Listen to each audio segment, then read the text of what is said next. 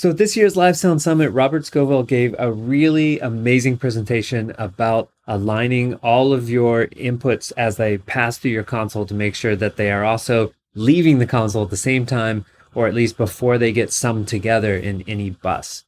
And he did this demo, and it was jaw-dropping to hear the difference, an A/B comparison of a mix with and without the alignment.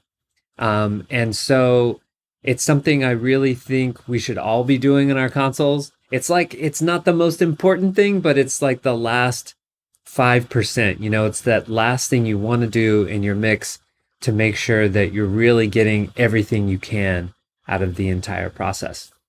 And so I want to share this video with you. You don't necessarily need to pay for Live Sound Summit to learn how to do this. Robert Scovill has been producing a series of videos called The Lab. And so today I'm going to share lab number 3 with you, where Robert starts out by reviewing the entire process, and then he's going to demo some of the more difficult alignments that you might need to do between, for example, channels that might leave the console, go through a guitar effects pedal, and then come back in. So I hope you enjoy it, and if you want to comment on this video, I'm sure Robert will be able to respond to those. Thanks. So I took the liberty of making up some drawings and stuff for you guys and put it in a PowerPoint here. So all of the stuff you're going to see in the small screen today, or in the video screen here today, I'm going to put up in the shareable Dropbox or Google Drive in this case, in a PDF form. So you'll have all of these circuit diagrams or all these block diagrams available to you if you want to go back and review this and try it on your console. I think at some point I'm going to clean up this show file a little bit, and I'll also post the show file up there as well. If you want to load this show file on your S6L and play around with it, you can do that. It'll have all these kind of lab experiments built into it. All you got to do is follow the patching or figure out the patching, and you should be okay. All right, sound good? Let me get some more people in here.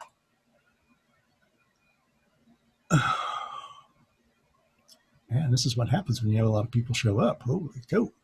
You can open these in an editor as well, don't you? I say that again? You can open these files in an editor? The block diagrams? No. The console file. The show file. Yeah, absolutely. You can open that up in standalone for sure. All right, so let's review our method here just a little bit. Let's just go back over this. Remember, if we're going to do this, if we're going to use this approach of getting a flat phase response to represent it being in alignment with our reference, we want to bypass all of our processing, and that includes channel processing, right? So all EQ, all dynamics, all high pass, all low pass, through the entire path needs to be bypassed if you're going to do this alignment procedure. So hence the reason you would want to do it early in the process. Second part is if you have channel delay already logged on your console, maybe you're doing some sort of an acoustic alignment, etc.,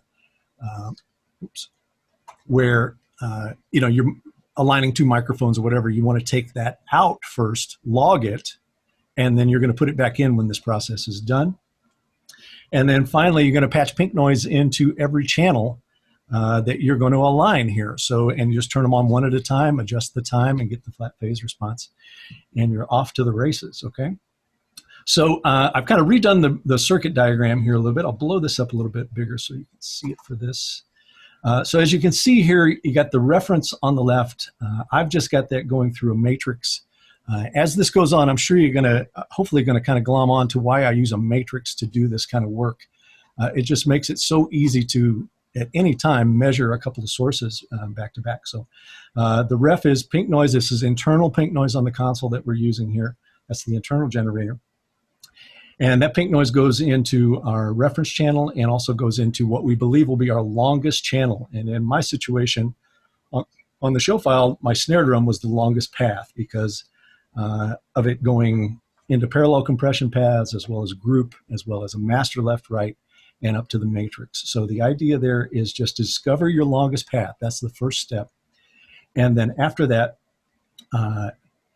I add the little extra buffer to it. I think it's the smart thing to do so that you can actually change the processing on your longest path if you want it. But the idea is there, you just keep a net time, right? So if my throughput on my longest channel, my insert on my longest channel is 184 samples, Well, if I'm going to change plugins in and out of that channel, I just need to make sure the net time remains 184 samples. And if you add some extra time to that channel, that gives you a little wiggle room in case you put one in that's longer or shorter than your other plugin. And then use the FFT delay locator to discover how long that longest path is. And once you have that delay locator in place and you see that flat phase trace, don't change it from there. You want to hold on to that time. That's your reference time for your throughput on the console. The only time that would change is if you discovered a longer path that you would need to use as a reference, right? All right, so after that, it's just a matter of aligning the remaining channels, right? So you would just go, pink noise is still going into your reference, and then you just start turning on all the other channels, let them take their natural and complete path all the way to the output, align for flat phase, and you are off to the races, right? So turn on all your shorter path link channels and do them one at a time. You only want to do one at a time here. And yeah, the key here is not to delay locate. I had somebody ask me this over the break, and yeah, you don't want to delay locate every time. You want to keep that original time and then just adjust time against that original time, right? Everybody follow me there? Remember, if you've got questions, please be sure and just raise your hand with the little raise hand mechanism, and I'll try to show it up for you. All right. Repeat the process, obviously, and remember, you want these inputs taking their actual path to the output. And then after that, of course, re-engage all your processing. Re-engage your internal EQs and filters, your dynamics, any plugin processing. Don't uninstantiate it, but just put it back in play, right? You want to re-engage it, you want to take it out of bypass, and then you're off to the races. Hopefully you're going to have a great event mixing after that. All right, so let's just go down some best practices here. So one is somebody annotating on my screen? Know what your console automatic delay compensation accounts for and what it does not account for, right? That's the one thing you have to understand if you're going to make an assessment on whether you're going to do any of this stuff, is you've got to understand what your console's ADC does in the first place. In my situation where I'm doing this alignment, I like I said to you guys, I just turn it off. I just don't even deal with it. I know if I get all my input paths exiting the console at the same time, then I've achieved what ADC is going to do in any kind of abbreviated form anyway. Okay, so make sure you understand that it can take a little bit of playing around, as we all noted in the run up to this. There was so much misinformation on what the ADC does in Venue. It's no wonder there was mistakes and all kinds of misconceptions about it, right? So you got to make sure you understand what it does and what it doesn't do. If you're unsure, and it's painful for me to say this because I make a console that's got a lot of processing capabilities on it, but if you're unsure, try your best to avoid external inserts on your inputs. It's just, all the goodness that's going to come out of that really cool GUI plugin is going to be lost in the destruction of your mix impulse as it exits the console. So be careful there. Be really, really careful. Be very judicious in what you do there. If you're compensating manually, don't do this on a show day unless you are really got your back against the wall. Try to do it. Try to pre-align and pre-build your show file somewhere. Work from a template, which we're going to have an entire lab that I'm going to talk about how best practices in terms of using a template, a pre-aligned template. But it is the solution to working fast here and working with a good impulse off your console. So just make an attempt to work from a pre-compensated template. You got to stay aware of the entire throughput that you're creating here.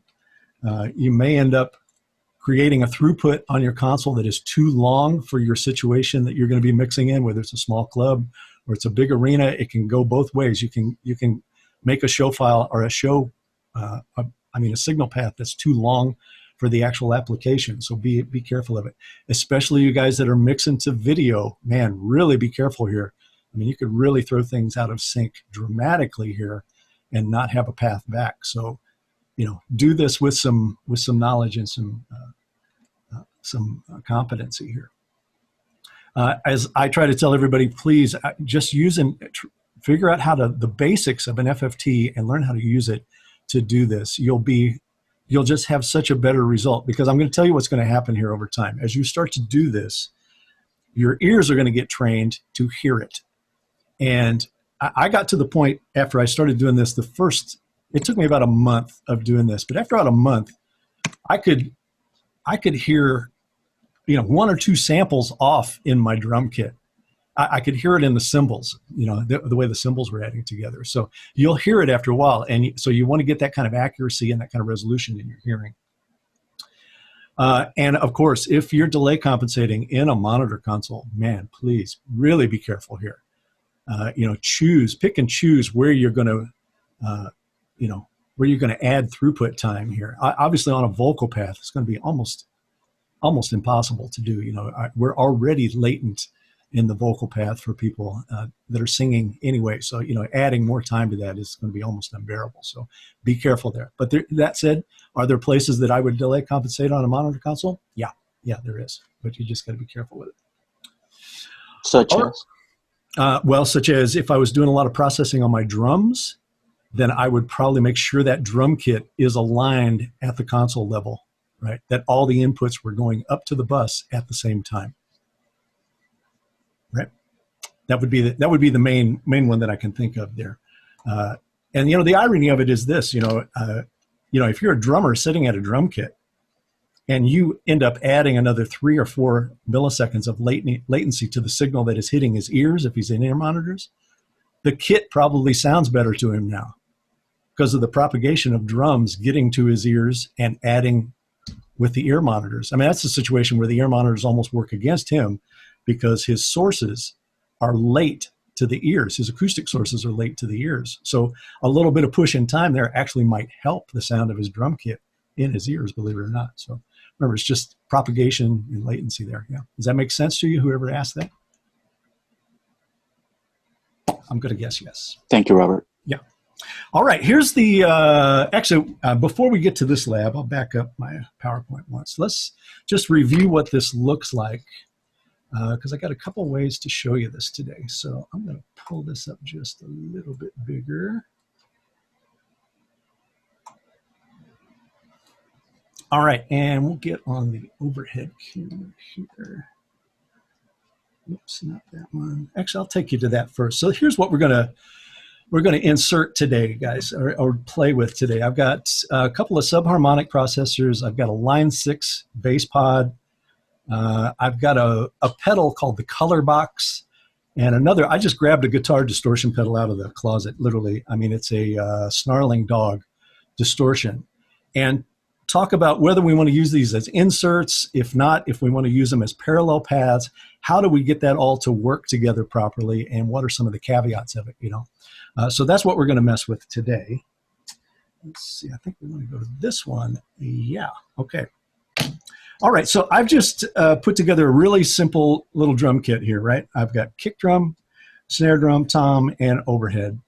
We're going to use 2 groups to do our parallel compression. I've got an alignment channel down console here that's in play, all right? So, of course, if I turn on one of these channels and we don't have delay compensation on, guess what's going to happen, right? And I've got the impulse window up on Smaart now, so you can see it, right? So if you go here, and annotate it in here. If you're watching right here, you can see that we've got delay compensation off, and those 2 groups are arriving at the master bus, both late in terms of our delay locator and both out of time, right? So that's the first thing we want to fix for sure. So if I go back over to the console now and go to delay compensation, you can see delay compensation is off. And when I turn it on, our noise comes back and those 2 impulses align, right? So at least the 2 groups are in alignment now. Everybody with me? Okay, so I'm going to go ahead and delay locate that.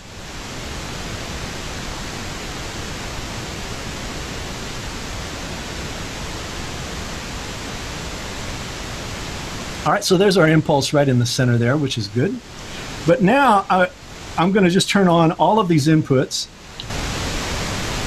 And notice they all stay to the impulse, right? Everybody is all good right now. Everything's good in terms of phase right now. But let's, sorry, we got a latecomer here.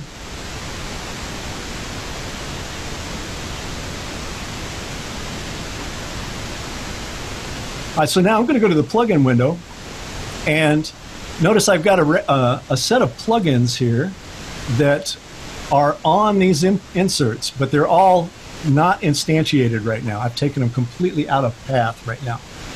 All right, everybody follow me there? So kick snare hat, or kick snare tom and overhead, there are plugins ready to be instantiated, but they are not right now. And as we can see in our window, we've got delay locator, delay compensation in place. We have a good impulse coming off the console right now. So now I'm going to go start instantiating plugins on this and watch what happens. Right? So now our impulses are all over the shop, right? And this is because of those plugins. I'm actually going to put this in play too. Let's get really cool here.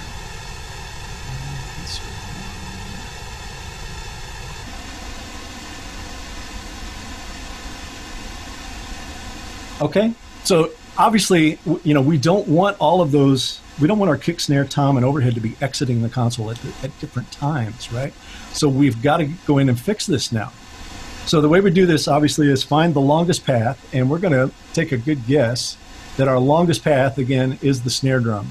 So as you can see here, I've got actually a hardware insert on it via MADI. I've got a UAD plugin inserted via MADI, and then 4 other plugins associated with this for a total throughput time of 311 samples. I know that's going to be tough for you guys to see there, probably on a small screen, but I'll annotate it.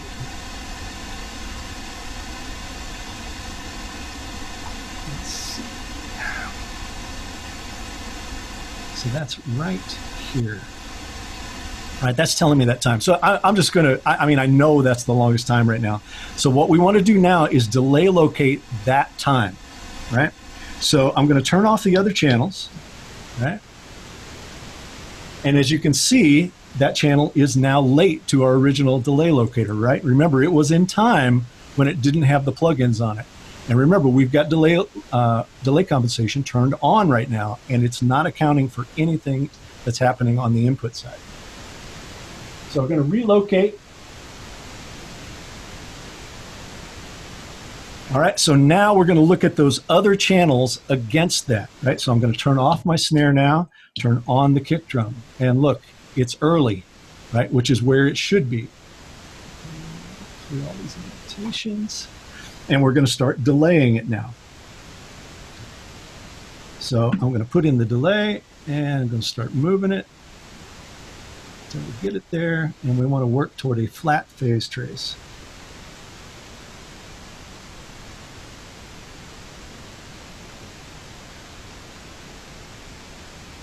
This is going to be about 378. Voila. Okay? Everybody grabbing that there? I mean, it's just that simple, and it's just rinse, lather, repeat for all other channels, right? We're going to basically delay all the channels back to our longest path in this time, which is the snare drum. And now we can be very assured that all inputs are leaving the console at the same time, right? We'll stop there for some questions. Anybody got anything you want to see, talk about there? Sean Sullivan, go. This, you might get into this a little later because you were talking about external like UAD and that kind of stuff. Let's say you're entirely manually delay compensating your console, not relying on the desk to do any. Would you align your groups first with like the time adjuster plugin, or would you just add more time to say your bass inputs because it doesn't have any inserts on the group that they're routed to? Say you're using all groups. Yeah, I'll tell you why I always do it at the input and not at the groups. And you're going to see this in play as we come up here. The reason is because if I take those inputs now and I want to push them up into auxiliaries, I want them to be in phase, right? If I have maybe all my bass stuff that I have at the input side, maybe I got bass guitars sitting at the input side here. Turn the camera back on, sorry. If I don't align those at the input stage and send them up to the aux with the drums into the aux, maybe for the subs, they're out of time of each other, right? I want them to So be the in time time. adjuster plugin will just cause you issues because it's adding time instead of it being at the input. Right. Now, is there a place where I might want to do it at the group level? There is, and I don't want to jump too far ahead here because I want to cover this at some point as well. But if you're one of the guys, like I do this, I think you do it, Sean, and I know Paul Hager, a few other engineers do this, where they will break out their master left right from their vocal groups. They'll break them apart. Their vocal subgroups will not be assigned to their master left right, so they can re-add them together back at the matrix. That's a situation where I will usually, I can see putting group delay on there to get it to align back with the mix, the mix left right. Yeah, see, I'm using external summing and I'm bringing multiple stereo paths back to the desk. Yeah, in that situation, unless you're, let me think about that. In that situation, if you're adding processing to it externally, to those paths, then yeah, I would probably align those paths there at the group level. But anything input-wise, I would do. Anything that's input inserts, I would certainly do at the input stage. Does that answer your question there? Yeah, I mean, I was just trying to confirm that the time adjuster plugin is very specific and not for anything that you're doing on the groups. It's only for external kind of routings and those extra bits that you're not going to get covered anyway else. Let me ask you this on your insert. Do you, how are you getting in and out of the console there? Are you doing it by, I'm using MADI to analog converter. And then that goes into a Neve summing amp.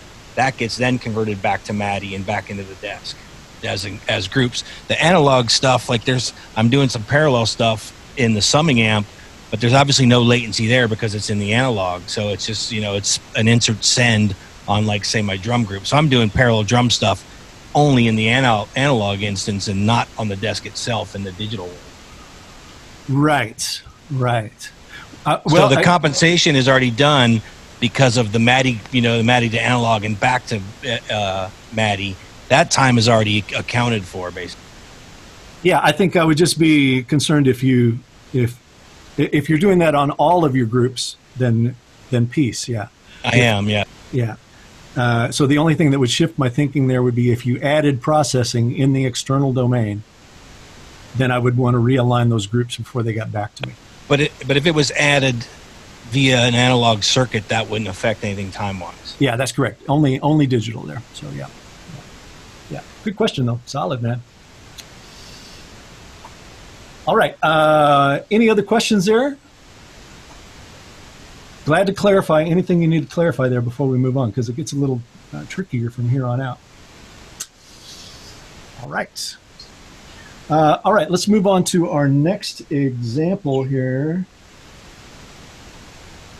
which is, nope, we're not quite there yet. I'm going to go back to here.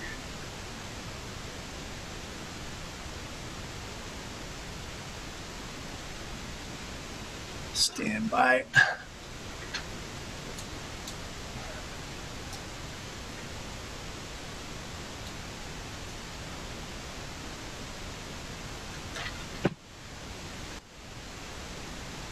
All right, so let's talk about the issue that Dave Stagel brought up last week, which is this. Let me get there.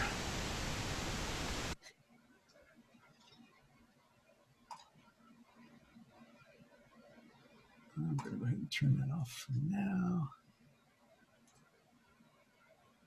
So he was asking about what happens when you have multiband, anything multiband, whether it's multiband equalization, multiband compression, whatever.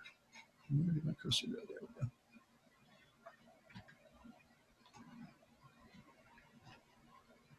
Come on.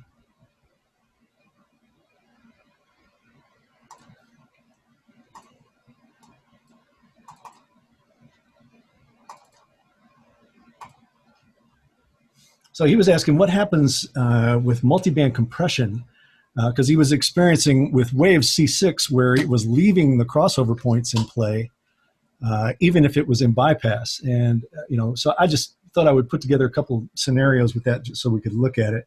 So the first thing I've got for you is the McDSP and the Avid multiband stacked together here. So let's take a look at what that looks like. It actually works out all right. So that.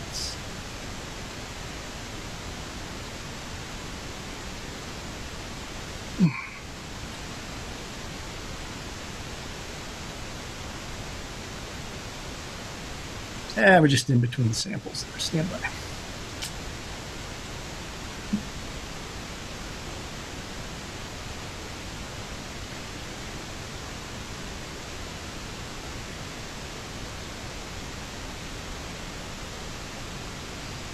Okay, so as you can see there, in bypass, it's not affecting the throughput or the phase of the unit. But if we look at the waves one, it does. So let's go over there. That is this guy. So if we take a look at C4, that is on a separate channel here. And obviously we can see a different throughput time here.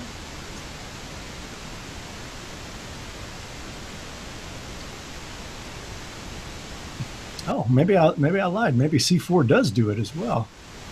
Yeah, looks like it is going to do it. So you can see that, this is crossover messing with phase here. Even though we've delay located it, same thing is in play there. So we know the impulse is happening at the right spot. Our alignment on the computer looks good, but phase is all out of whack here, and that's as a result of the crossover points. Why they have it going like this, I do not know. I may reach out to them and see what they say about it. Or is it this one? You know what? Let me do this. Let me see if it's the 6 doing this. Let me take this out for a second.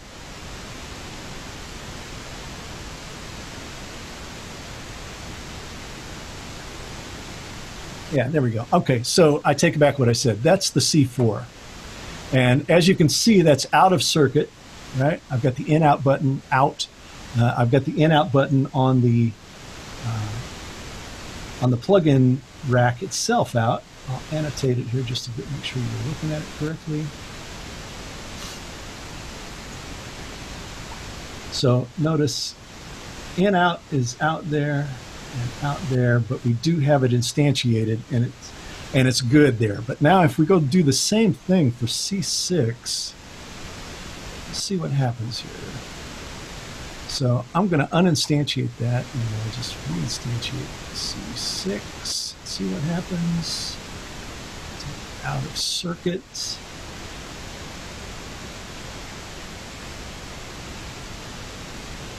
And yeah, there we go. So as you can see in C6 here,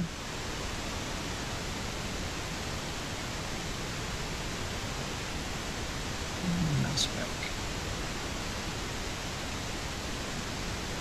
Out of circuit, but yet we get all this crossover business in there. So the moral of the story is this: look, if you have the C6 in place,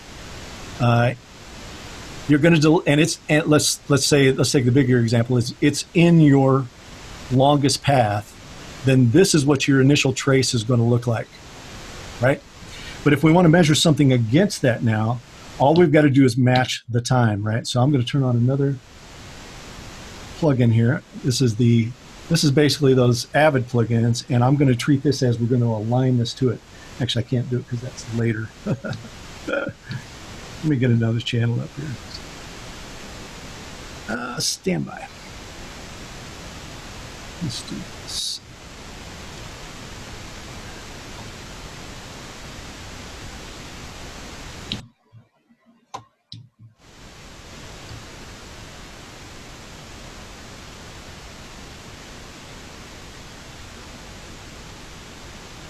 So I've just brought up an empty channel. It's got some noise in it, and we're going to delay it to get it in time with that C6 channel.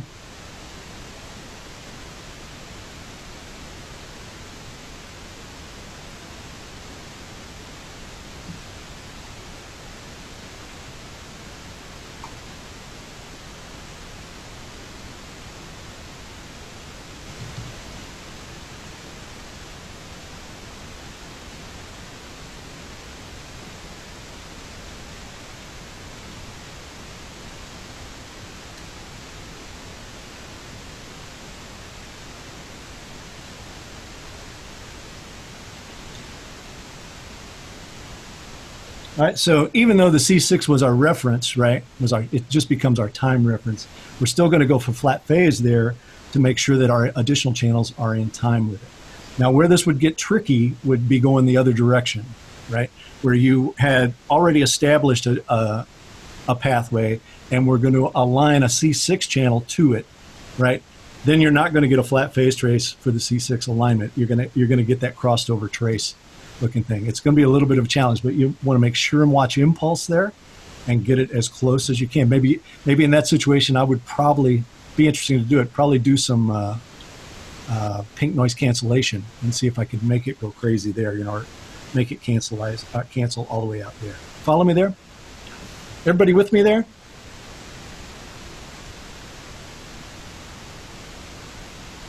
Yeah, that's an odd one. I'm going to reach out to Waves and see if they got an answer for me on that. I don't know why that's doing that. What's your thought that the crossover is not being bypassed entirely, or what would cause that if it's bypassed and out of circuit?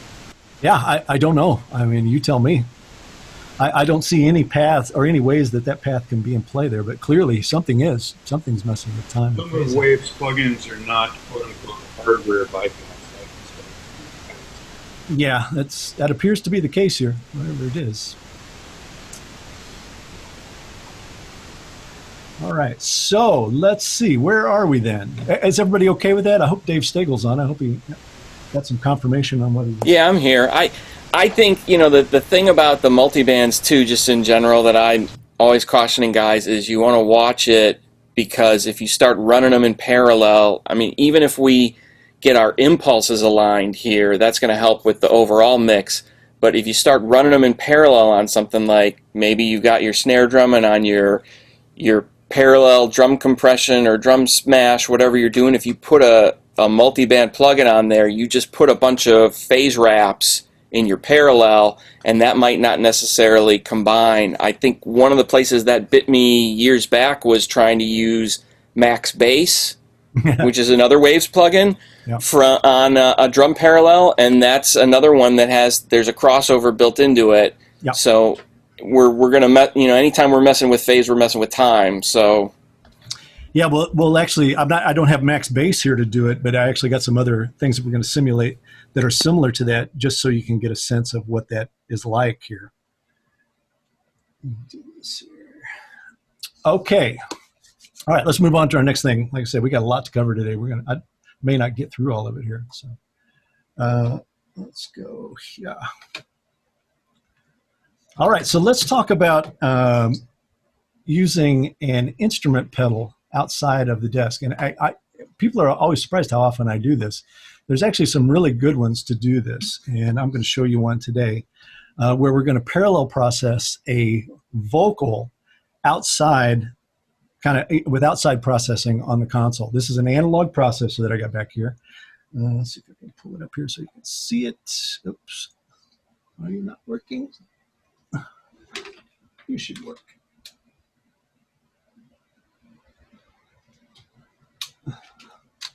So I get my camera world in order here. There we go. So on this little stack of goodies here, I've got, we're going to talk about this box right here. I don't know if any of you are familiar with it, but it's called the Color Box. The Color Box. And I actually use this for a very specific thing on vocals.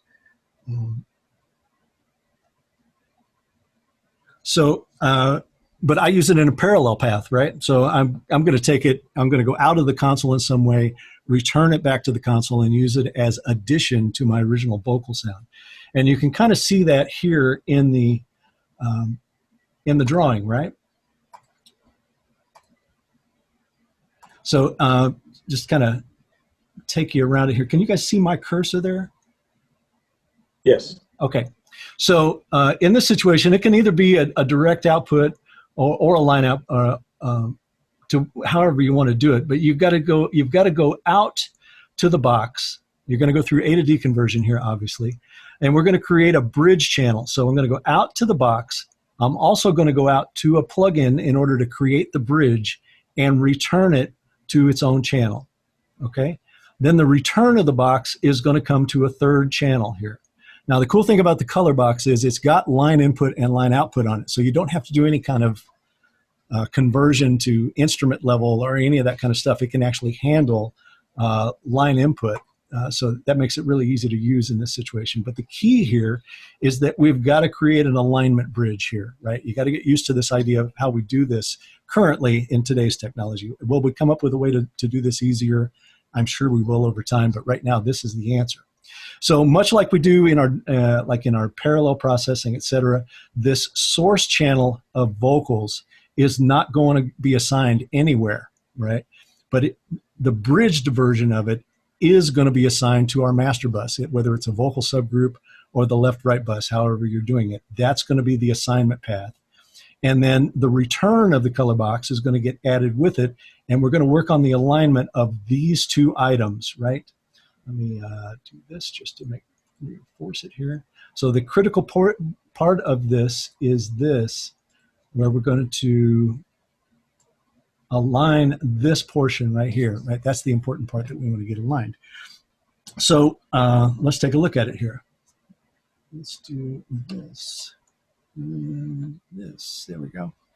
So here's my vocal channel, my actual vocal channel. Here's the bridge, and here's going to be the color return. Now I use this kind of just as almost as an exciter for a vocal. If you guys, I don't know if you guys are familiar with this trick. This was a very popular trick in the 80s and parts of the 90s. Guys still do it today. I actually took this out on the road with me at one point, where you take a Dolby processor. I was using a 301, and you encode the vocal into with the Dolby, but you take out the low process card. So it's only Dolbyizing the high frequency element of the vocal, and then return it and add it with the vocal. It just puts this incredible kind of air and presence on the vocal. We can kind of simulate that with the color box. That's kind of what I do here. But obviously the first thing we want to do is get our two channels in alignment, right? So first thing we're going to do, pull this back forward. It's all Smaart there.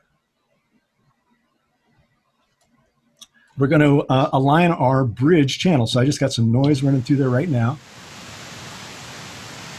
We're going to delay locate our bridge channel, I should say.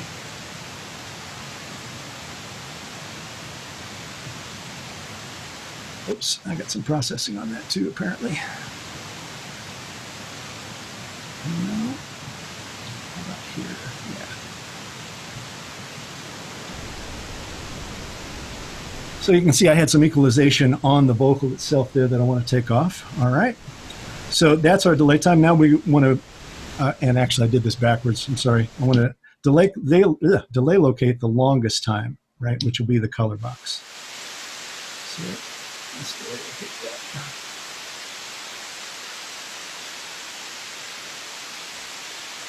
Oh, I think I probably already got them in time. Yeah.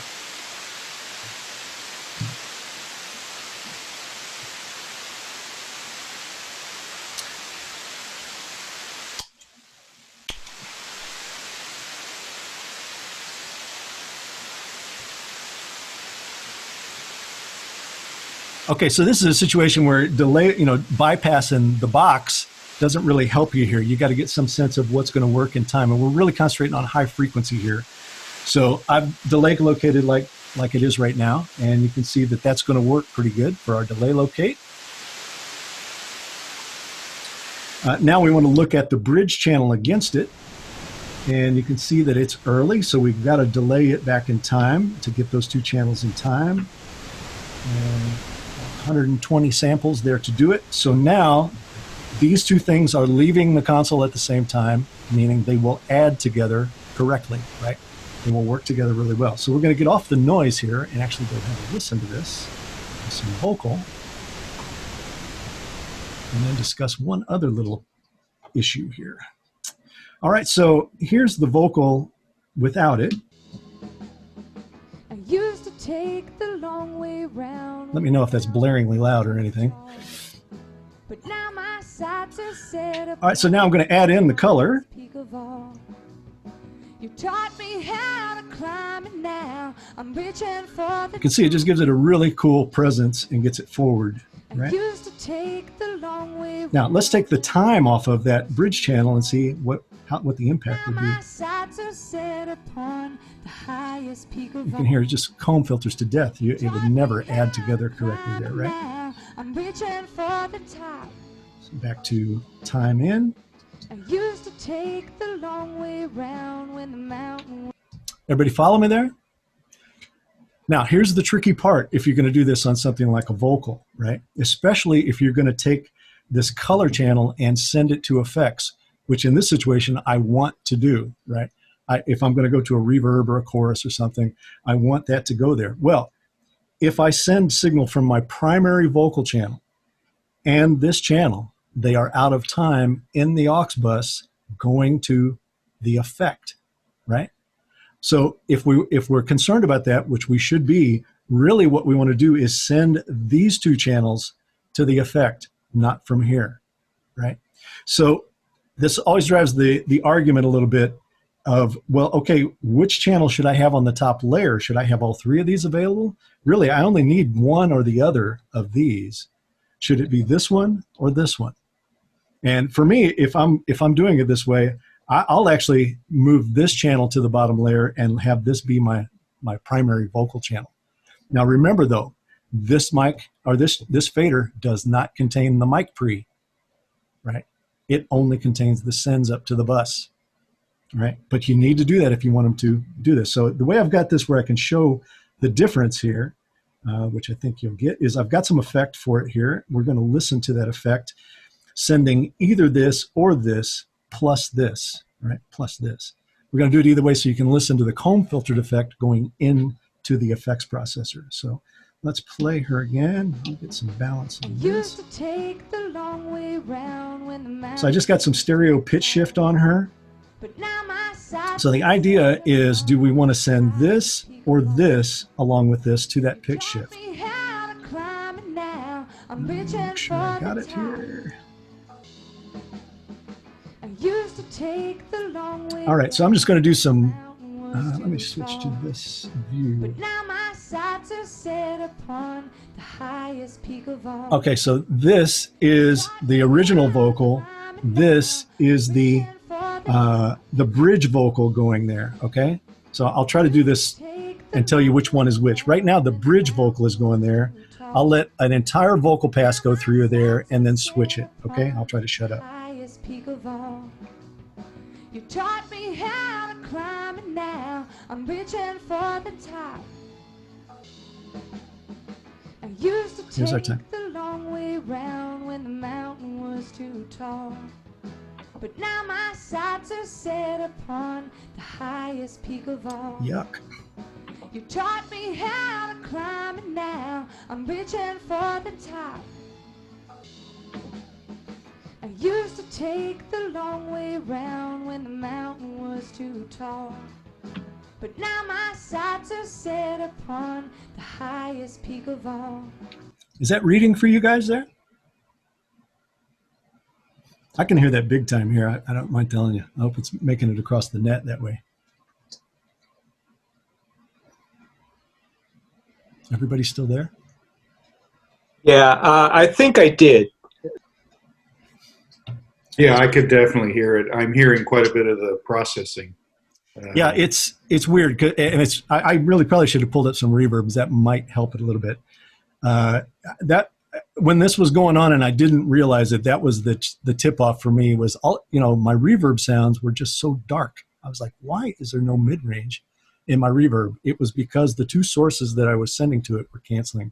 All the mid range was canceling out in it, and that's why. So if those two are added together properly, right? If these two are added together properly in the bus, then your effects processing is going to sound right as well. You follow me there? That's why, we want to do all this alignment at the input side, because once we get it going up into auxes, we want it to be adding together there as well. Yeah.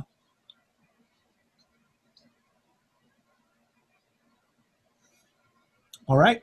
Does that make sense to everybody? Yes, it does. So get used to this concept of a bridge channel. It's your path to doing all kinds of stuff like this. You're going to see this go on a bunch here. So let's move on to the next example. My goodness, we're already at 2:30. All right, so the next one we're going to go to is using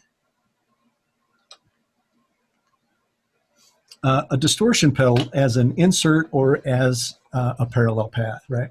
And again, this is really common to do. I mean, we do this all the time in the studio, and we need to be able to do this live to be able to kind of simulate some of the stuff that's being done in the studio and get the same kind of process. So obviously, if you're going to insert a distortion pedal on the channel, and it's a hardware distortion pedal like I got back here, the only thing you have to be careful there of is with distortion pedals, I've seen this happen so many times, whether I'm using it in this example or somebody is using it on stage.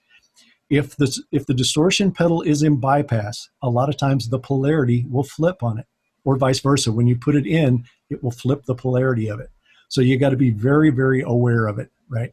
And you know, we kind of get into if you're going to use them external as an insert, you get into kind of you get backed into a little bit of a corner here, because if you want to bypass it, where do I do it? Well, I can't really go to the hardware bypass on. Let's say I'm bringing it in through, you know, a hardware insert on my console, because now I've changed the throughput time, right?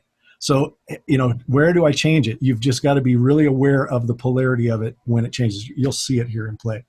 I'm not going to give you an example of insert today, but I'll show you the same thing using it as a drum adder here. So just keep that in mind, right? If you're going to actually do the hardware insert, you got to do it. The other piece of it that you want to keep in mind in terms of getting level and sensitivity correct is notice that I'm using a reamp plus a DI here. So let me get back and I'll explain that. If you guys are not familiar with this, you need to be. So the key to interfacing this is using the right interface tools, right? So for the output side, we need to take console output and get it to instrument level. Remember, that pedal is going to be expecting a guitar to be plugged into it.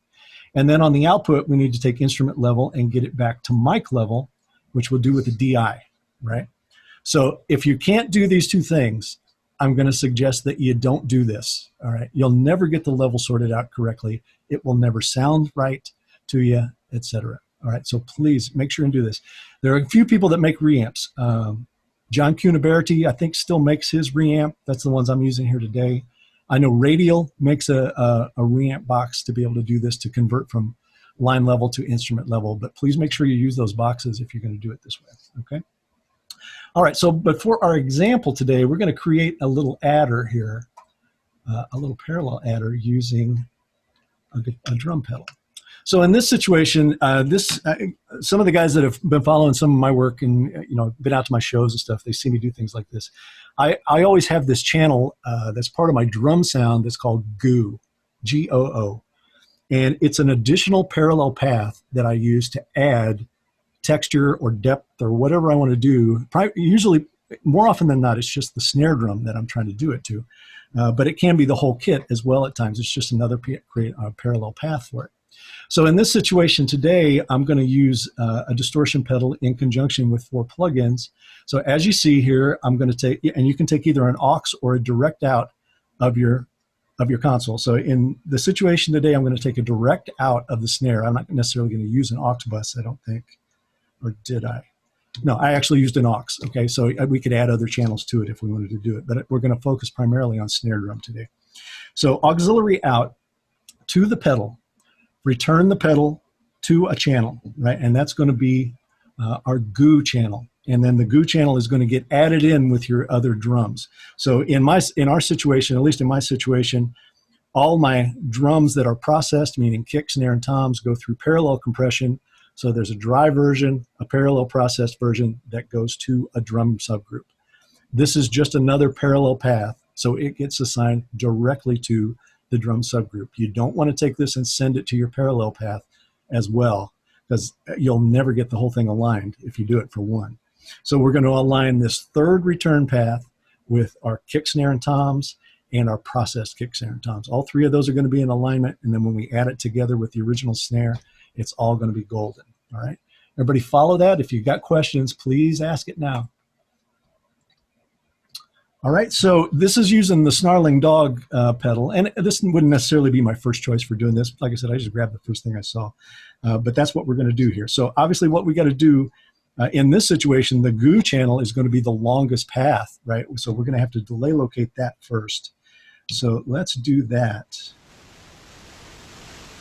And let's see here. Yeah.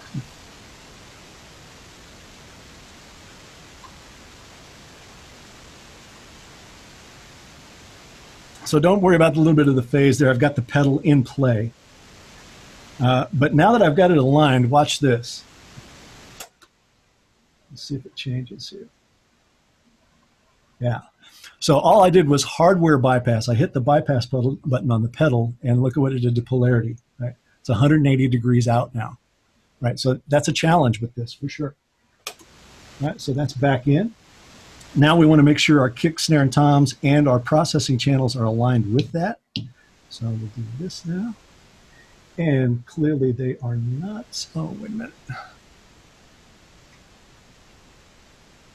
Let's just double check something here. Yeah.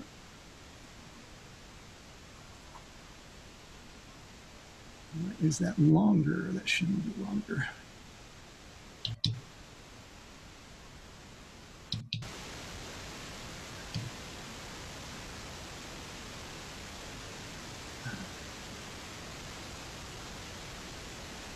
Stand by to stand by.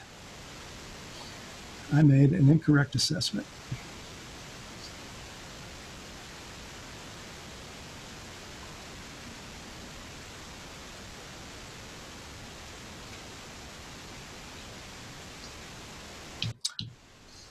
Okay, now we're going to align our kick, snare, and toms to that.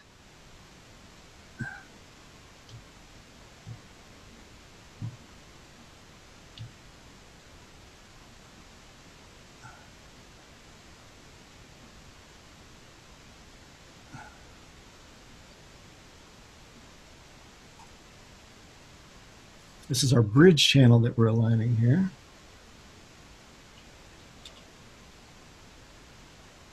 Oops. Now we're going to take and align our process channel. This is our drum spank.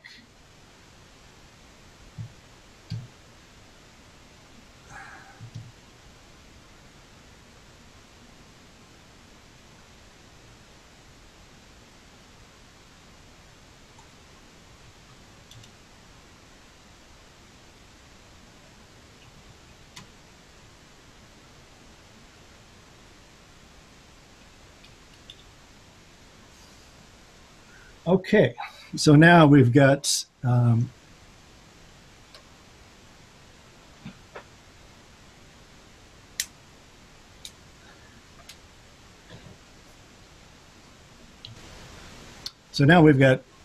kick, snare, and tom bridge, kick, snare, and toms processed, spank, plus the goo channel. So we should be able to have them all on and no change in impulse, except for that it gets bigger. All right, so you can see that in Smaart there. All right, so now we're going to take and turn the noise off and actually play some drum and see what this sounds like.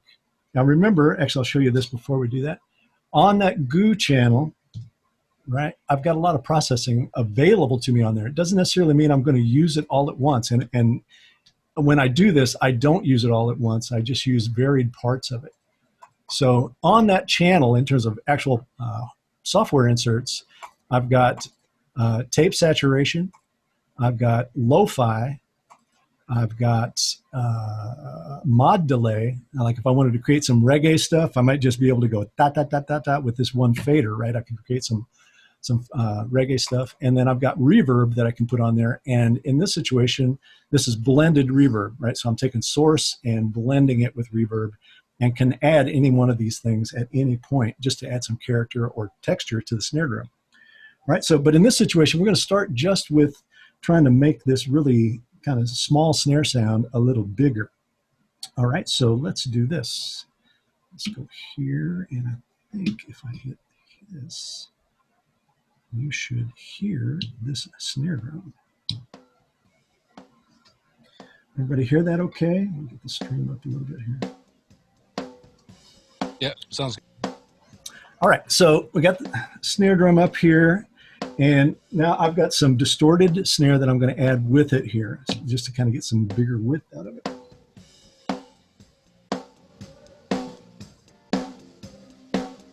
All right, so that's just the pedal return being added with it. Now, if your first inclination is to think, well, God, that sounds distorted and all kind of ratty, inside the music, you're not going to hear it.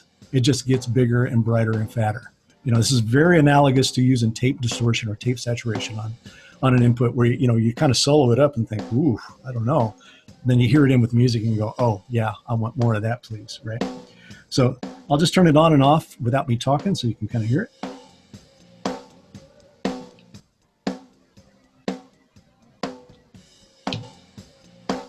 Then if we add some tape saturation to this,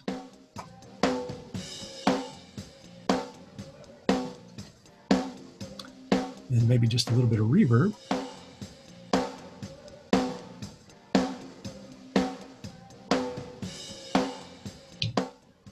so we go from small thing to bigger thing, right? But the point of all this is that it's got to be in phase. Their impulse has to be leaving the console at the same time if you're going to pull this off. Otherwise, the cancellation is just going to be so crazy, it's not going to sound right or good at all. Everybody with me? I see another guest here. I'm going to let him in. I can't believe there's a guest showing up an hour later.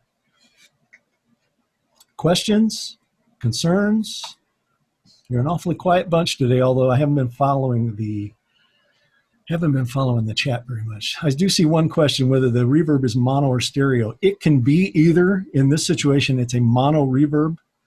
If you're going to do it in stereo, then you just create a stereo channel and duplicate the guitar pedal return into both channels, okay? Stereo is a good option there, especially if you're going to be doing the kind of panning effects, or if you want some wide reverb on it. It's no problem. It's easily done. All right, let's, where are we at here? 2:30. All right, yeah, we'll keep going here. All right, let's carry on. Let's go to our next example here. And this one has to do with bass guitar and using bass modelers. All right, this is a really interesting topic. So let's go here. So in this situation, I'm using line 6. I've used this thing on the road and in shows for ages. I just love this thing. But it's tricky. You've got to be kind of careful how you use it. So given that it's an amp modeler, I treat it just as if it was an amplifier. And in this situation, I'm not going to create it as a parallel path. I'm going to create it as a duplicate path. So in this situation, I got the DI coming in. And if I was going to mic his cabinet, it would come in on its own input, right?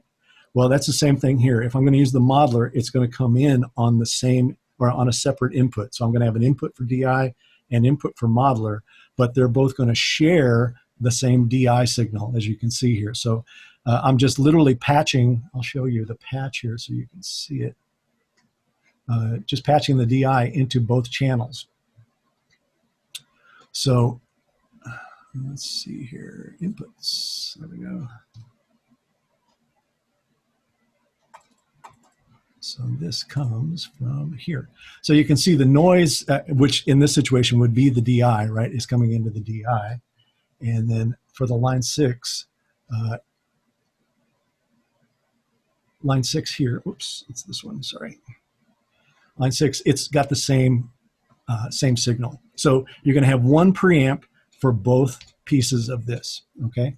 But you want to go, in this situation, we're going to insert that line 6 unit right on that second channel, right? So it's going to represent the modeled version of the DI. It's going to represent your speaker cabinet and amplifier. So we've got to have the hardware insert in there. As you can see, I do over here, right up on the,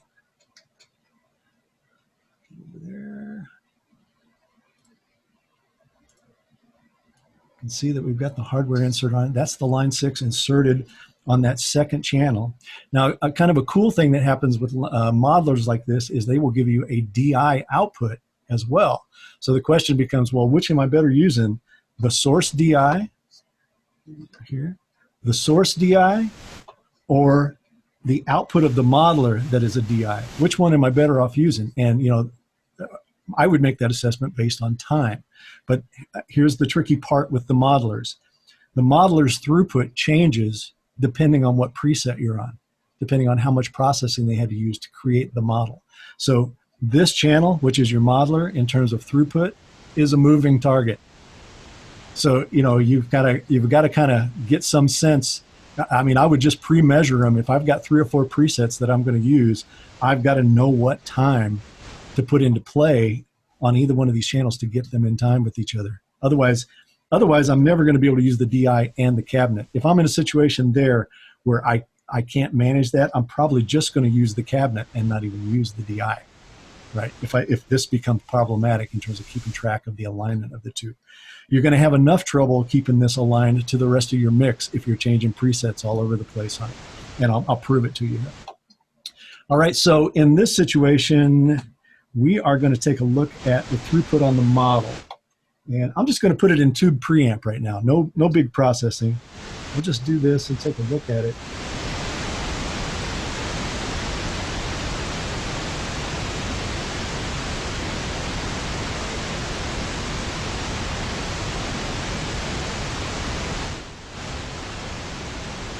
And what's the first thing you notice, right? It's out of polarity, right? Very interesting. So we'll go to reverse polarity there and get it back in line. Now, the other part of it that's the challenge here is you can't bypass the processing on it, right? There's no way to do that on the actual unit to bypass the processing on it, I don't believe.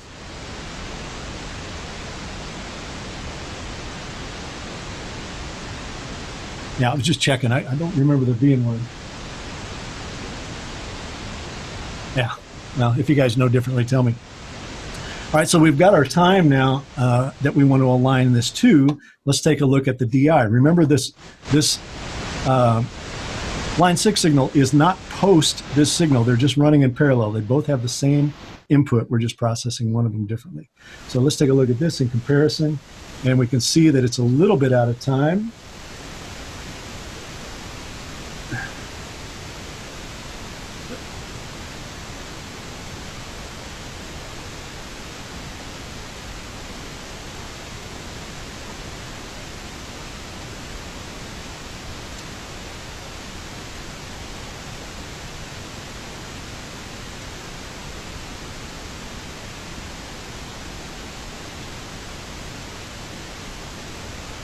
Okay, so those two signals are in time now. They should add up together. And we can see that they do. The magnitude trace is getting bigger as I add them together.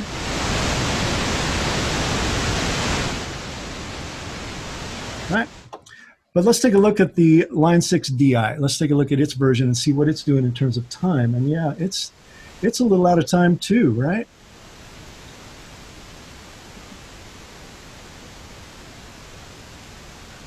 It's not by much. It's probably just a couple of samples, which may or may not be meaningful to it. But the point there being that might be a better choice of your DI as opposed to your actual DI. You'll just have to play it by ear, whichever one you want. Either way, they should all add together correctly. All right. So now let's take a look at the throughput. I'm just going to turn up the line 6 and let's change presets a little bit and watch what happens to impulse here.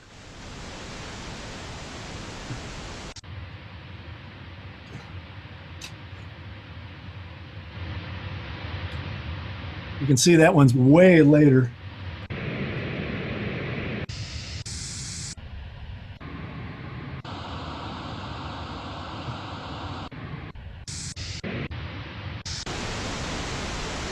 All right, so my advice to you is pick one and roll with it, or maybe pick one amp model and then just edit it as needed, or you're going to have to really kind of figure out what the times are for each one of these presets so you can adjust accordingly. Right, pain in the butt for sure, but worth it, right? For bass guitar. Bass guitar, probably one of the hardest instruments to do live, so you don't need anything tearing it apart before it gets to the PA. Right, so I'm going to go back. Let's just go here. Maybe here. This is one of the presets I really like. All right, so I'm going to realign this here.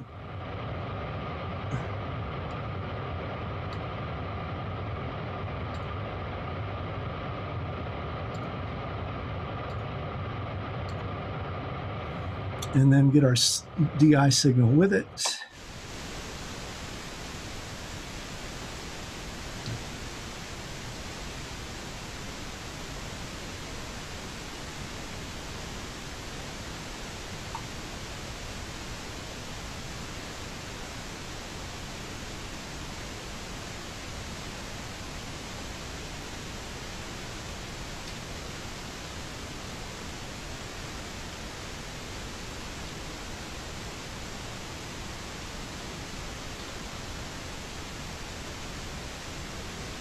Okay. All right, so let's go listen to some bass guitar with that now. All right, so I'll give you a little audition of each one. So this is just the original DI. Sounds very DI-ish.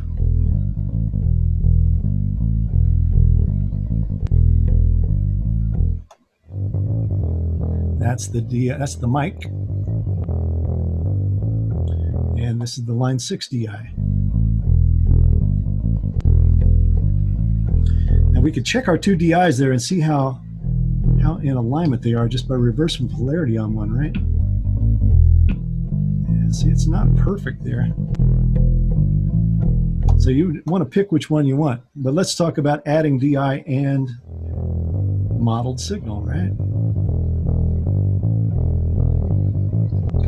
So now I'm going to take out the delay on the DI signal.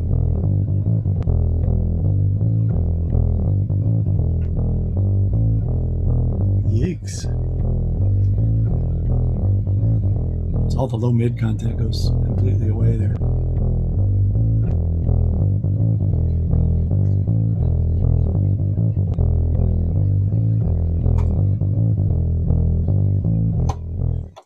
Getting the idea there, fellas? Questions on that one? So you're just treating that modeler as its own amplifier and cabinet and microphone there. And the concept is to get it in time with the DI, right, before you add them together. If not, just pick one or the other. All right, I'm going to just browse the text here. Let's see, the chat. Yeah, I won't be able to deal with your chats today, guys. I'm sorry.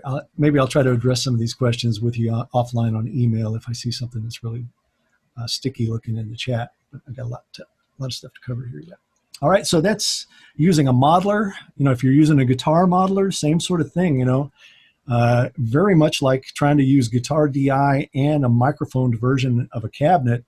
You know, there's going to be a phase offset there. The DI is obviously going to be earlier, and if you just put some really subtle delay in that DI, it'll actually add with that amp sound better, you know. That's not uncommon to do that at all. That's a version of what we're doing here. But if you're trying to add modelers with microphoned versions of the same cabinet, etc., man, you're in for a world of hurt there. It is really, really hard to do. I've never successfully done it. I've never believed what I was hearing in terms of phase and actual addition of the sources. So be very careful there. Be very wary of what you do there. Sean Sullivan, go. So if you have multiple, let's go back to your vocal thing that you were doing a minute ago with the color box, right? Yeah. Say you have multiple parallel things that you want to do with that. You would just find whichever one was the longest. Say one was an external insert that you had, like your little stomp box, and one's a plug-in path that's several plugins. So that's obviously the longest one probably. So you would just align your duplicate channel, add the delay to that to match the longest one, and then delay the return of, say, your stomp box thing to make it match the two, correct? If the delay of that stomp box was early, yeah. Right. So whichever's the longest, obviously your duplicate channel that you're sending off to these things, you would make that delay match the longest path of whatever your parallel path is. And then the rest of them, the returns from them would just get added delay to them if they were quicker. Correct. That's correct. Yeah. In any of these multiple delay paths, that's what you want to do. And keep in mind, you can be a little judicious here. I mean, if I'm taking a vocal out to a delay or a vocal out to purely a reverb, I don't really need to worry about aligning those channels unless I'm mixing on those channels. If I'm mixing delay and source on those returns, then they've got to be in time, right? Otherwise, you're going to, that dry source in the reverb or that dry source in the delay path is going to comb filter against your original vocal, right? So, you know, use them all wet there in that situation. In my situation with the drum where I had a reverb inserted on that path, you know, that I was blending there. So it has to be in time with that source. If I was not blending the dry source in that, then all bets are off. Who cares really, right? Good? Yeah, I'm thinking more like what I do typically is I'll have like a parallel path with like a Aphex exciter on it. Yeah. And then I'll do another one with an old school trick of using like the Pultec EQ, where you take all the low end out, boost a bunch of high end, send it to an LA2A, crush the shit out of it, the top end of it, and then take another Pultec EQ and put the low end back and take the high end back out. So you get this really, really obnoxious, like saturated high frequency, and add that to it as well. And those two paths are always quite different, the 3 plugins versus the 1 plugin. Sure. And to me, you want to go to those extremes, that's totally cool, as long as you impulse align the thing. As long as you bring it back to an analog impulse simulation there, you'll get away with that. You can do all kinds of stuff like that, right? So yeah, go for it. All right, where do we go from here? My goodness. Let's go to here. Like I said, all of these drawings will be available to you guys. So if you want to use them, by all means, go right ahead and play with it. All right, let's talk about some subharmonic stuff. This always gets really interesting here. And I just want to check and make sure that we're okay with everybody. I think we're about an hour and 40 minutes in. We'll call it an hour and 30 minutes in with the goof up at the top.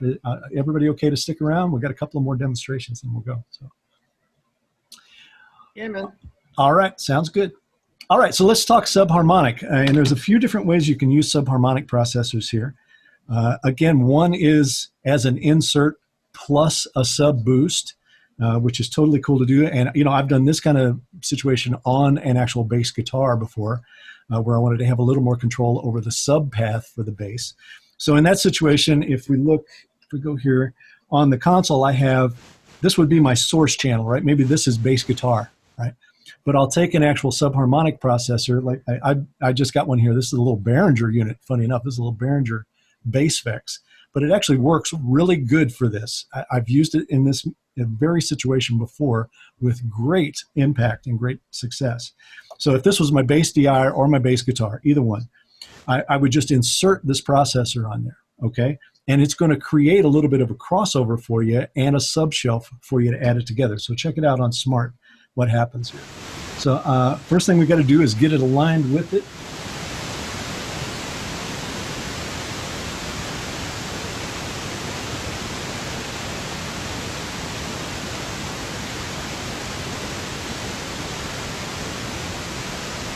Now, don't worry about that bottom phase there. That's part of the crossover that's happening there. So the first thing you should notice is that on my signal, it's actually got a crossover point built into there, right? It's actually rolled off the bottom end. So, everything below 60 there would be rolled off in that original channel when this is inserted. But the other output that happens with the Behringer unit is the sub output, right? And it's going to have a harmonic content to it if you want to add it to it. So the second output comes from the sub output of the same unit. So let's take a look at what that looks like, right? So if I add that in there, that's going to be this part of the signal.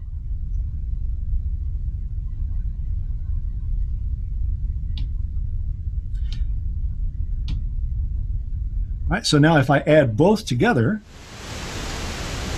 turn this down just a little bit so we can talk about it. Right. You can see they come up perfectly in phase, and I have control over the sub component of the bass guitar on a fader, right? This actually works really good. It's amazing how good this works. Then if you want to add harmonic content to it, you just start to see you can see all the phase and the coherence start to go a little squirrely down in the very bottom. That's sub-harmonic stuff that's being added to the bass. But you can kind of reshelve your bass here and just do this. Now, you would obviously want to, in this situation, you want to take both of these faders and send them to the same master. So if you've got a subgroup that is just bass guitar, make sure and send them both there. You don't want to potentially get these out of alignment somewhere or send them to two different paths.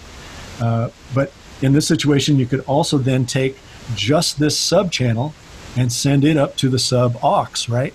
Now, this is just the sub component of your bass guitar plus subwoofer, right? It works amazingly well.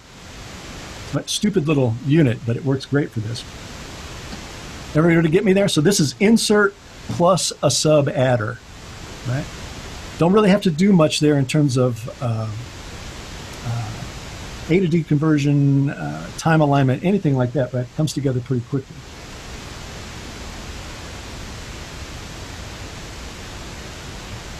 Okay, any questions on that one? So you're saying that's just an insert on that channel and not a separate return, or it is a separate return? Well, I'm gonna put the insert back in play here. So that's the insert on the channel. See the frequency response of it? Yeah. So if I was to bypass that,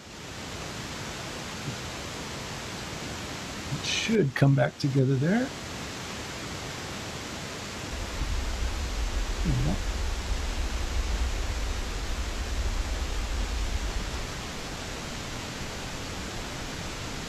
Right, so that's what the base DI would look like normally, right?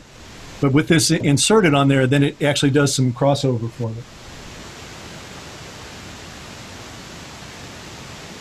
Right, so it's rolling off bottom end, but that bottom end shows up on another fader over here. Right, so there's another output from that unit that comes back to its own channel. Yeah, it's an insert plus a sub output. And the sub output contains the harmonics in it if you want to add them to it. Right? Works great. The Behringer box being used is called Bass Specs. It's old. this box I have here, I think I got this from Uli, man, late 80s maybe. And he kind of custom built the outputs for me. I mean, it's got, balanced outputs and all kinds of other stuff for it. I have no idea what he's got in his line today that would simulate this. But, you could do exactly the same thing here with the DBX 120X. You want it because it's got a subharmonic output on it. It's got a crossed over output on it as well. You could do exactly the same thing with the DBX unit. You're going to see that next, but in a different scenario. Okay. All right. Let's go to the next one. All right. So this is subharmonic plus parallel here. So let's go here. Go here. All right, so this is where things start to get a little, not tricky, but you just want to do things kind of the right way here and give yourself the best chance for success, right? So in this situation, I believe I am taking this out. Let me just double check me here. Yeah, so this is our source channel. This is our source channel. So this could be any channel, right? It could be bass drum, bass guitar, whatever. And we're going to send it up to an auxiliary and then out to the DBX unit and return it.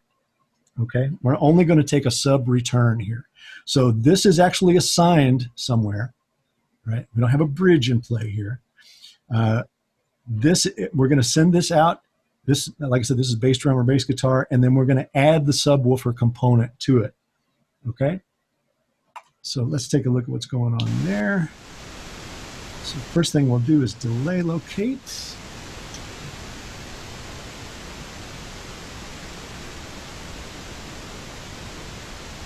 All right, so just to let you know what I got in play here, this is our source channel. This is the auxiliary master. This is the sub return. This is the DBX sub return, right? So let's see what happens here. And as you can see, we've got a little bit of comb filtering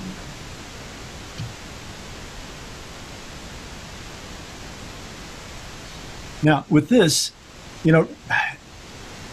you kind of got to outsmart things here, right? So let's see, if I got this set up right, let me think about this for a second. I got to think about my own lab here.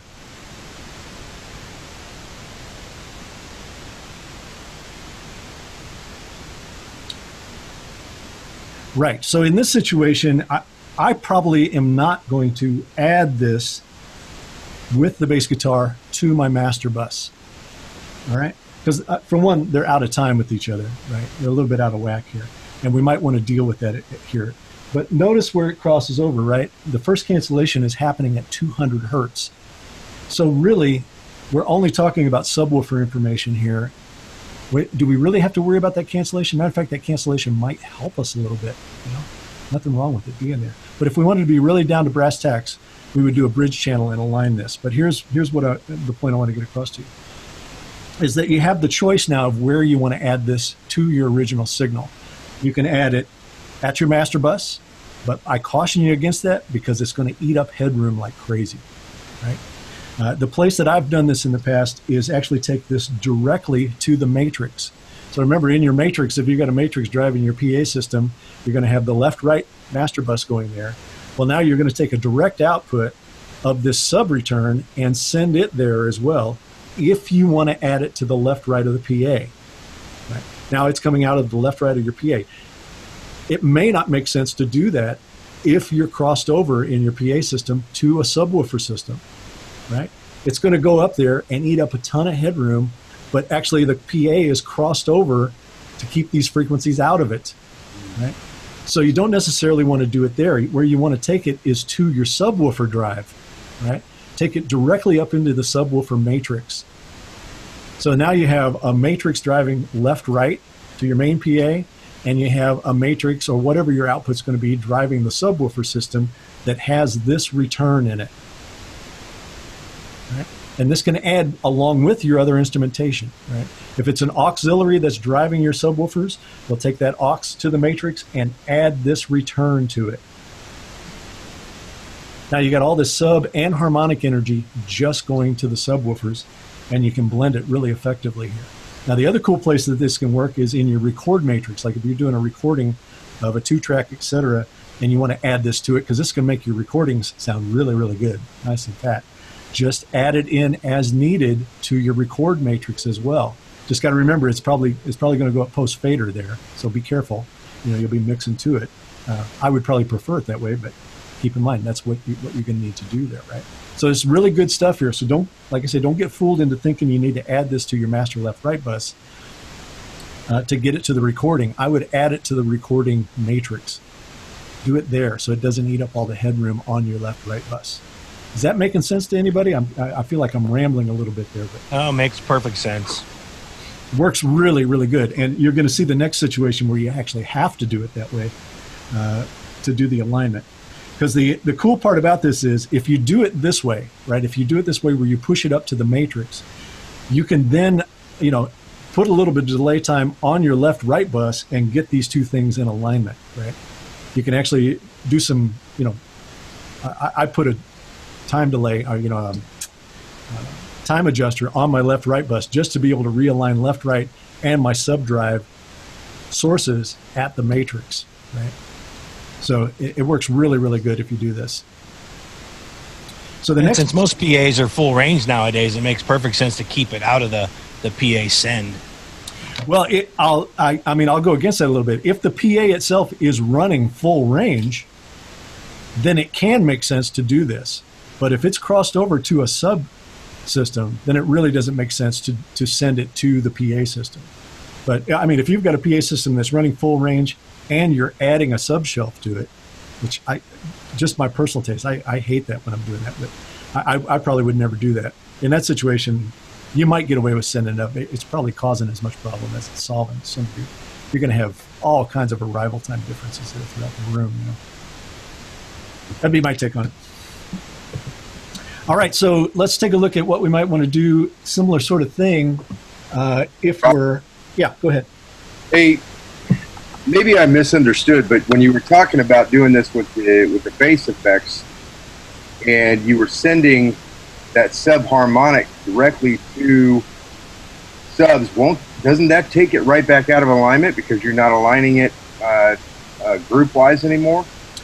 For the bass specs ones, I'm not taking that sub return to the subs. That one's going to the bus, the same bus as the source, because it's an insert. So if it was inserted on bass guitar, then I got a sub return that comes with it. That sub return goes to the same master bus as the bass guitar. All right, I thought you had said you could send, just the sub part to your sub send, and that sounded like you were bypassing the group. If I'm doing it there, I'm sending it through the aux, not directly to the matrix. So in that situation, if I was sending bass guitar to the subwoofers, I would also want to send that sub return to the subwoofers as well, up into the auxiliary. All right, gotcha. That makes sense. Yeah, because they're aligned, right? Then they both arrive at the subs or the PA at the same time. Yeah. Yes. Okay, so let's take a look at one more example of this. Obviously, we're using a hardware box here to do it here.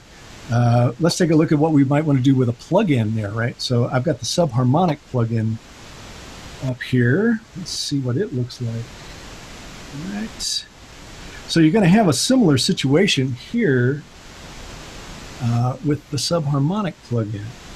Now, the deal with the subharmonic plugin is it's really latent. You know, I mean, this is something that's going to be crazy latent. Let's see if I can find it here. There it is.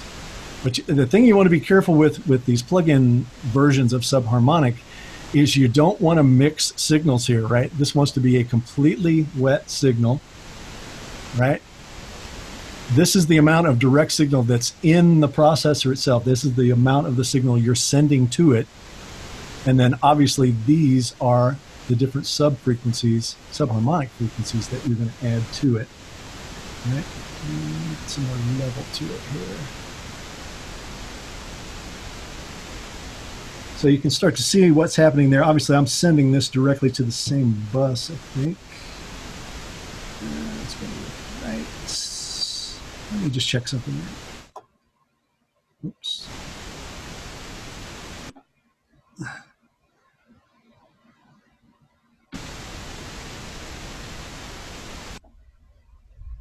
Yeah, okay.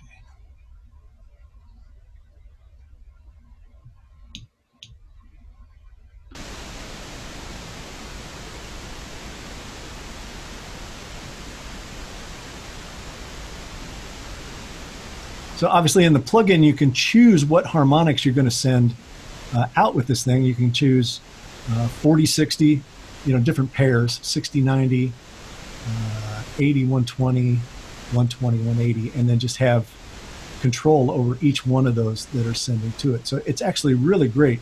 But the thing that I find with it is that there is no way I can actually add it to the master bus. Like if I want to add it to my left-right, by the time I get the left-right pushed all the way back to it, it's too long to use in the room. My PAs arriving later than the on-stage sources. So the way I do it is just run it off of an aux and then take this return directly up into my sub matrix. Right? So this is just additional sub energy going to the subs. Again, it's driven through the auxes, all the sources that are going to go to it, meaning bass drums, snare drums, tom-toms, and bass guitar. I've aligned all of those things so I know their phase is good getting to it. I've just got to then make sure that this return and the PA system are in phase, right? So you can definitely do it. It took me a lot of practice to find a way that would work with this, but that's the way I do it. So take it for what it's worth. Yeah, Matt, you still got your hand up? You got another question on that? Yeah, I do. Whether we're talking about the one time or the ESP version, you're sending that same aux right to the matrix, and then you also have the plugin instance going there as well. How are you compensating for the latency difference between those two, or is it automatically being taken care of in delay compensation? It is that, that's a really good question. That might be accounted for in compensation. Right. That was just what I was thinking of. Same thing with the bass one, bypassing it when you your times. Yeah. But I was just wondering, like, when you get to the matrix and you have multiple auxes or multiple return paths all summoned together, how are you getting those things to? I would say that you could do this for sure. If you at least this is the approach that I would take because I don't use automatic delay compensation. You could delay that aux that is arriving at the matrix to catch up with the sub plugin return. Okay. Right. Okay. Right. And remember that requires a time adjuster in S6L land. That is, you can't use the actual delay on the auxiliary that shows up on the channel because that's directed at the hardware output. You actually have to put a plug-in on there if you're going to address it at the matrix. Sure. Okay. You follow me there? Yeah. Anybody's head spinning? Everybody okay? I know these are juicy, aren't they? All problems that we really didn't have to worry about with with analog. I'm going back to an XL4. I know, right? I know. But I will say this: the amazing part of this is when you deal with this and get this right, man. I'm just telling you. I'm going to say something controversial here, man. Digital sounds freaking great when you get the impulse sorted out on a console. There, I said it. Yeah, like I said on the last one, I think part of this is why a lot of people go, I hate digital consoles, because they don't know this stuff and they don't know that it needs to be done. And when you turn them up without compensating for this stuff, they do sound pretty bad. Oh, it does. It sounds horrid.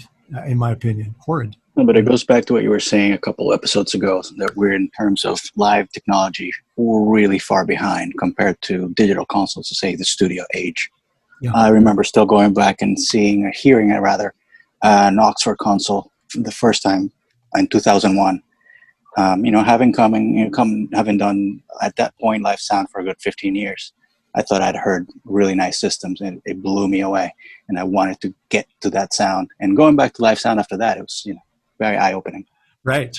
I mean, the thing is, we all have to really, really understand this. There are enough time offset and multiple source problems happening in live sound already. We don't need to be sending 96 more of them to the PA system, right? We've got to get this part of it really sorted out before we even start judging any of those other, acoustic offsets and PA offsets. I mean, if you don't get this part sorted out right, good luck getting the crappy result sounding you want. arenas. We got all these different things that make it really hard to do the job, and then you have a desk that doesn't help you do anything at all. You have to, it does, but as far as inputs go and that kind of delay compensation, you're on your own. Yeah, and I'll just say this: I saw this come up a little bit in the chat, and what are we 3 hours in now? And I'll say this: everybody's got to realize that this is not specific to S6L. This is for every digital console out there that incorporates any kind of external insert processing. Okay, if it's baked in on the console, meaning it's built into the console, it's probably already accounted for. But if you're going out to any kind of server, any kind of card, any kind of DSP card, et cetera, and coming back for insert processing, this is in play. This is absolutely in play. I mean, the only one that deals with this, completely is Waves LV1, right? But that's all Waves plugins. And the minute you go out to anything else within that Waves environment, especially digitally, it's not going to handle that delay compensation, right? That's a one-trick pony there. So I commend them on it. I mean, it's fantastic. The first times I've heard LV1, using their processing, using their model, as long as you stay in that box, it sounds fantastic. Not the funnest thing to operate, in my humble opinion, but in terms of sound quality, fantastic. So no problem. All right. Is that enough for everybody for Monday? Man, what a start to the week. I think everybody's head's exploding right now. Yeah. Mine included. Well, it's, as I've said many, many times, and I preach this at all my clinics and mixing seminars, if you are a sound engineer, Danny, I'll come to you with your question in just a second. Hang in there. If you're a sound engineer in the modern age right now and you don't have your head wrapped around how to use FFT in its most basic form, you're going to struggle. You're going to struggle. A lot of these things are going to trip you up. You have a lot of landmines sitting out there waiting for you. So I encourage you to get your hands and your head around an FFT and start practicing with this. You can do all kinds of practicing with this at home. You could practice with things like this on the most fundamental console and get the concept down. So, but I also make this promise to you. I make this pledge to you. When you do this and you start getting your head around what's going on, it's going to change how you hear things. You're all of a sudden going to start to hear all of the time offsets that happen in live sound. You're going to become acutely aware of them. And they may just drive you to the point of insanity. But, the idea is, okay, I can hear all of these. Let me fix the ones I can fix. And then let's go to work on the bigger ones, right? So you've got to get your heads around this. Because I'm going to say this. Automatic delay compensation dealing with input inserts for every path combination that we could possibly make in live sound is not going to happen anytime soon. But if it does come, it's going to become in chunks, where you could, they'll do it kind of like, you guys remember delay groups like in Waves. I think UAD did this for a while, where you could have groups of inputs that would time align. We'll probably, that's going to be probably the first step that we make into digital consoles. But that in no way guarantees that all inputs are exiting the console at the same time. It only guarantees that groups of inputs are exiting the console at the same time. Now, is that an improvement over what we got? Absolutely it is. Absolutely it is, and we'll take it. But don't go to sleep on it thinking that solved the problem. It has not solved the problem. It's just reduced it. Okay? Be aware. Yeah. Danny Munoz, go. Robert, have you used parallel phasing effects on the whole kit or the mix, or as ways to use this whole thing creatively? Are you talking about the Waves the Waves phase plugin? No. Those old Eventide units. I think it was called Instant Phaser. Like the Tama records have that a lot. Like they throw a phaser effect on the whole kit for a moment of the song. Sure. Or things like that. Have you tried that before in shows? Oh, sure. Many times. Many times. Yeah. How did you go about that? There's two ways you can do it. Mute your mic there, because I can hear myself back through your speakers. There you go. There's a couple ways you can do it. The times I've done it in analog, I've always had a parallel path where I would just take an auxiliary or something to get all the drums to that phaser, and then use that phaser as a return and just push it up and flange or phase the drums. You could certainly do it that way. The other way is to actually do it as an insert on the group and use a blender. Whether you want it to be all phase or really to get the most effective flanging or phasing sound, you need the source in there plus the late arriving one that creates all the modulation and the flange. So if you just go to just flange return, the effect on it, ironically, is not as dramatic. So you need both sources to get them to kind of rub together and create the flange. So I think the return path is the better way to do it. Ironically, if you do that on digital console, by the time you get out and get the return back to the console, it's almost too late to make it flange sometimes, if you get out into that 2-3 millisecond range, it turns more into chorusing, starts heading more toward chorusing than flanging. So, you want to, in those situations, I would probably use a plug-in so I could stay within the console. But I would do it as a parallel return there. Okay. Ken in New York, go, man. Ken in NYC, yeah, go, man. Hey, do you notice that if you are using your FFT and you're using it on the solo bus versus an actual matrix output, if there's a different delay time? Yeah, I personally would never use it on a solo bus to do FFT anyway, because primarily because I delay my solo bus back to the PA system, etc. But yeah, I probably would never use FFT off of a solo bus, unless you want to look at RTA. RTA off the solo bus makes more sense to me than FFT to some degree. So, because you got to have a reference and a measure at that point. Does that make sense? Yeah. All right. Anybody else? I'll stay here for a little bit and answer some questions. We'll stay to the bottom half of the hour. We'll make this the longest lab in the history of labs here. It's going to be awesome. But where do you guys got to go, really? Where are you going to head out to? You're not going anywhere. Let's just sit and talk stuff. Run out of beer. We have a protest to go to. Nice. Keep your spacing. Did you see that parking lot where they had the protest the other day? Where was it? It was overseas somewhere. I loved it. As long as you bring your mask to your protest. There you go. Yeah, please do that.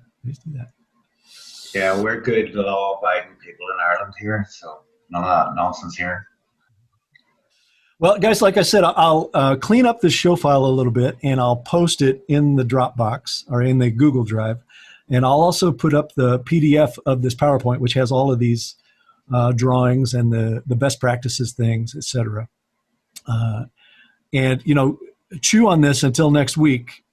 We may get off of this a little bit next week. We'll probably review again, make sure, and check it all out. And if you want to come back with some pointed questions with this, I'll leave this show file up. I'll leave this stuff up in case we need to review anything and go over it again. So get out there and practice with this. Do all this kind of stuff. It matters. It matters. Trust me. It really, really matters. We're going to get out there. We're going to come back and sound better than we ever sound when we come back, right? All right, fellas, I'm going to pull the ripcord here. It is 3:17. 3 hours and 17 minutes later. Holy cow, just incredible. I promise all of the labs will not go this long, but I knew that delay compensation, especially manual delay compensation, was going to be really long ones. So, guys, I'll see you next week.